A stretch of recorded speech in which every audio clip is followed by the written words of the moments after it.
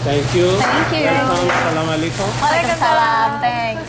Nah, memang pemirsa jumlah muslim di Amerika itu tidak banyak ya. Jadi Iya. sekitar 2,5 juta orang atau sekitar kurang dari 2% Betul. jumlah semua penduduk di Amerika. Iya, nggak ada angka yang pasti tapinya ya. Betul. Namun jumlahnya dia terus meningkat seperti contohnya dengan semakin banyaknya toko halal di mana-mana ya. Iya.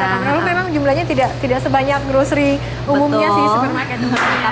Tapi lebih banyak ya dibandingkan misalnya 10 tahun yang lalu. Iya. Dan ini memang membuat warna di Amerika juga berubah ya tentang bagaimana anak-anak sekolah, misalnya hari libur dan sebagainya. Iya. Ini memang salah satu polemik yang dialami oleh sekolah-sekolah di Amerika, yaitu mereka mereka masih tarik ulur apakah harus memberikan banyak kelonggaran terhadap hari-hari besar keagamaan untuk warga minoritas. Betul. Misalnya untuk Islam ya, hari atau raya Yahudi, ya. atau Yahudi gitu ya. Itu kan udah ada beberapa yang diakui. Ya. Tapi misalnya kayak Idul Fitri atau Idul Adha, apakah itu juga perlu diliburkan gitu sekolah? menarik ya. Sejauh mana sekolah harus berkorban untuk hari-hari besar keagamaan warga minoritas?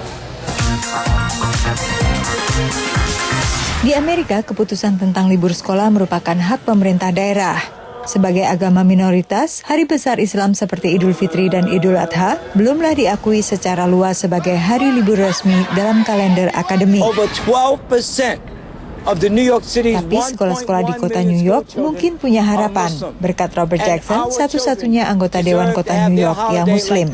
This is Sadia and Sumaya. Ayah dua anak yang terpilih pasca tragedi 11 September 2001 aktif memperjuangkan hak warga Muslim kota terpadat di Amerika ini agar Hari Raya Idul Fitri dan Idul Adha menjadi hari libur resmi dalam kalender akademik. This issue came up because maybe about 4 or 5 years ago, Eid was being celebrated on a weekday in which it was a school day.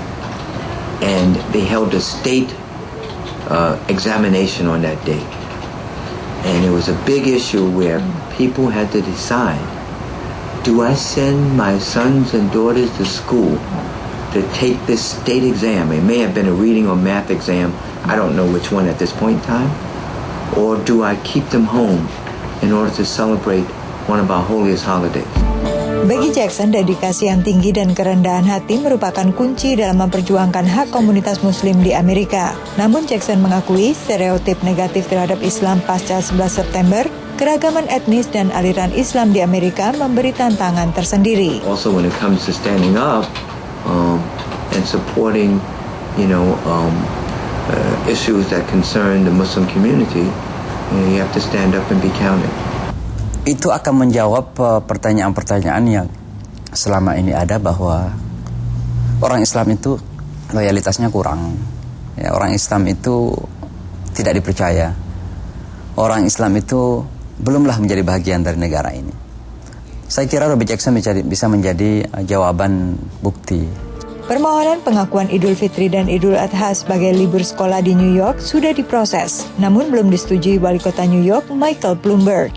Wali Kota menilai populasi murid Muslim Kota New York yang diperkirakan berjumlah 100.000 orang tak cukup untuk meloloskan permohonan ini. It's something that the mayor and the chancellor need to do the right thing because this kind of policy will be changed. It's just a question of how fast, and we hope that the mayor and the chancellor will do it quicker, sooner rather than later.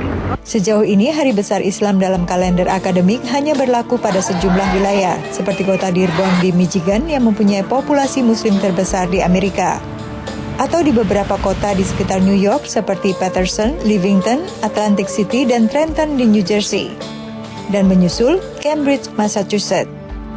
Dari New York, Yuni Salim dan Charles Ari Wijaya, VOA.